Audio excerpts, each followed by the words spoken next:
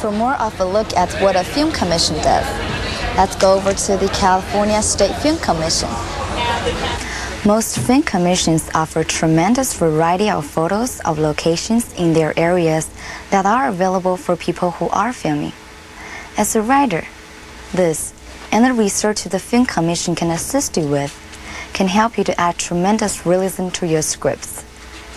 In addition, the commissions in many cases publish directories of the writers and other people involved in film and television production.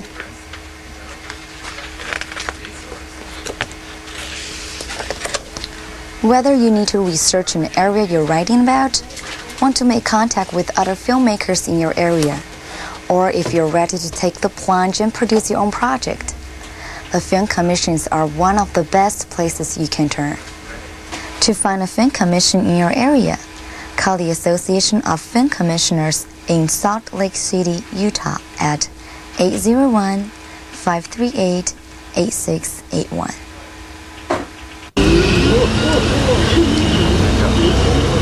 Hi, my name is Shireen Nomura, and we're here in downtown Hollywood today to talk about packaging what you've written. Nearly all the screenplays and teleplays sold in Hollywood look exactly the same. They have the same type of cover, the same 3 holes, and the same 2 gold brads that hold the pages together. The type is always the same, and the margins are the same. The only difference in format is whether you're dealing with a shooting script or a story script. Most of the screenplays you'll be able to get are shooting scripts that have scene numbers and camera angles. And if you realize this and compare the differences, it will help make your writing look more professional. If you send in something that looks different from what everyone else is writing, the person who picks it up is going to know that you're an amateur. You want your scripts to look exactly like all the other story scripts being sold in Hollywood, the only difference being the quality of your writing. Besides TV and film, there are tremendous opportunities for writers for interactive games and cable television. Game makers have actually started filming adventures for their CD-ROM games. They are using screenwriters, particularly young writers, to write the adventures the players will experience. Also, with the possibility of 500 channels of TV in the near future, there is going to be a very large demand for new material. To close out this tape, we thought we would include a little more information you can use along the way. Opportunities for young writers of any age. The greatest opportunity that you have is a very fresh point of view, an unjaded, unconditioned look at the world, a look at events. It may be difficult for a new writer, a young writer, to express the interest that they want to get out on these new points. So what you need to prepare yourself for, how to get somebody interested. Bring your point of view, your freshness to an audience, to a reader, to somebody in a way that's going to attract them to listen, that they want to know what you're saying, they want to hear. You can talk on any subject if you do it interestingly. The opportunities available, let's really get into that. Opportunities in this business for young writers is immense. In this industry, we know, as a producer myself and a director, I know if I need to find good material, something new, something different, I can go to a new writer, and I'm liable to find it there first because you haven't been around people in this business. You haven't become jaded. You haven't become biased in the way you see things. So I know I'm going to find a good idea from a new writer first. Can I work with a new writer? That's going to depend on you. Is your ego going to carry you away? So be careful of that. But your opportunities are limited in an area only of don't go to the studio. Do not go to the networks. What you want to do, write about something you feel close to. If you feel close to world events, that's something that attracts you, something you like to deal with. Write about that. At that time, when you have a story idea, find a company, a small production company, a small distribution company, who has done films in the area that you are doing a story in. talk to them. Those are the people to go to. If you want to write for TV, you can, but don't go to the networks. They don't know you. They don't have time to get to know you. Find a company who works with them. Aaron Spelling, they're always looking for stuff. Stephen Cannell, he's always creating new shows. They are open and accessible if you approach them directly, sincerely. Those are the companies to go after. Those who have the relationship with the studios, those who have the relationship with the networks.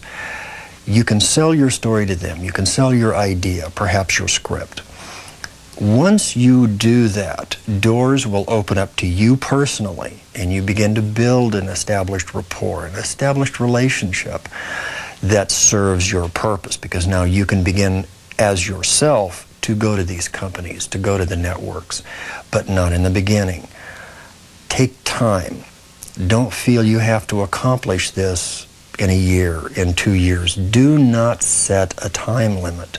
You have enough time, you have the energy, and if you have the motivation, just stick with it. So go to the smaller companies. Talk to everybody that you run into at the supermarket, at the bus stop, when you get your hair cut. Don't hesitate to tell anybody what you're doing, what you're looking for, what you're after. I find a lot of my contacts literally, just by talking to people, wherever I'm at, whatever I'm doing. I'm not afraid of saying what I'm up to, who I am, what I'm about, what I'm accomplishing, what I am looking for. You'll find contacts so fast if you just talk to people about what you're doing and what you're looking for. So the opportunities, in a great sense, are unlimited, as long as you don't go to the studios or networks directly yourself in the beginning. Yeah, I think it's like any other part of a story. When you write from your heart, and it has to be authentic. It has to be with feeling, and you're going to have that feeling about locations that you actually know and that you can describe in print. It may in fact be in the end that a film set in Minnesota might be filmed in Canada or Portland or Seattle or Pittsburgh or other places, but what's in the script has to be authentic, and to do that it has to be specific, just like any area of a writer's experience. Now, high school students should be aware of the fact that there's some positions that people really need to move to other areas to move on to as a professional. And I think writing in many ways is one of those. Writers, producers, directors, and actors, at a certain point of their career, so much of the work comes out of Los Angeles, they really need to move out here or for a certain period of time. Now, that's not to lose the feeling you have for your home state and what you might be writing about back home. But it's a sort of a fact of the business where, truthfully, what you have on the written page accounts for about half of your success, and your ability to communicate that, to pitch your script to people, to make wise business decisions, that's the other half of the process. So the important thing I think to remember is when you have written that first screenplay and you feel that it is something that is worthy of being read, my first recommendation is to have some people around you who you know, who are not completely, who can be unbiased and give you an honest opinion about it. You don't want to send out a screenplay that's not ready, and be very willing to listen to criticism, because you may think that every word is perfect and you don't need to change a thing, but you get to the point where you can't be objective about it, and that's a very dangerous area. I became a co-producer because it's just sort of moving up through the ranks in television. That's a pretty common way to go, that you come in as a staff writer, and then as you get more responsibilities in terms of the production, your title changes. And yeah, I think it's a great thing for writers to strive for, particularly in television, because the farther you go up the ladder, the more control you have over your work. And you begin to be able to have input into casting and into rewrites and into, as you get way up the ladder into executive producing, you have control over everything, or as much control as you can have, but you get to make decisions about everything. So definitely, I think that's the way to go.